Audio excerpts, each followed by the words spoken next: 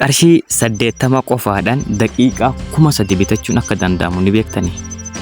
Eeyyee soba jechuu dandeessan. Kuufama ji'aadhaa birrii 80 qofaan daqiiqaa 1000 bittanii itti fayyadamuu dandeessu. Kana biraan ammoo kuufamni kun kan gara Safaariikoomii isinii bilbilu, kan gara Itiyoo Teelee isinii bilbilu malee kan Itiyoo Teelee qofaa miti jechuudha. Gara hundattuu kan isinii bilbiluu danda'udha. Eessa argattan? Kuufama Fileeksii jedhamutu jira. Kuufama Fileeksii keessatti ammoo Voice Fileeksii kan jedhamu yookaan ammoo sagalee Fileeksii qofa kan dalagudha jechuudha. Fakkeenyaaf kan guyyaan irratti birri 17 3,900 gara Teelee birrii yoo dhuftan harka 20 kan isiniif dabalu jechuudha. Naannoo 4,000 wayiiti. Kanaafuu birri 17 qofaan daqiiqaa 800 bira bitachuu dandeessanii jechuudha. Kan torbanii bira yoo dhufne 6,000 jechuudha.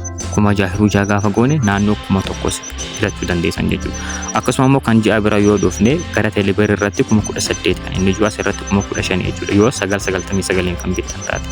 Kanaafuu qarshii 80 qofaan 18,000 Fileeksii yuunitii jechuun daqiiqaa meeqa isiniif bita jechuudha. Naannoo daqiiqaa 3,000 bitattanii itti fayyadamtan jechuudha. Kuufamni kun kuufama addaati dhugaa dubbachuuf baay'ee tokko kuufama nuyi bitnee fayyadamnurra kuufama kana bitannee yoo fayyadamnuuf gaariidha. Kana biraan kuufamni kun gara neetwoorkii Itoophiyaa keessa jiru jechuudha. Siimii kamittuu ni bilbilama. Itoophiyaa keessa siimii 2 qofa jira, Safaariikoomii fi Itiyoo Teeleedha. Garuu ammoo osoo kan birallee waan jiraatu ta'e neetwoorkii Itoophiyaa guutuutti bilbiluu kan danda'udha.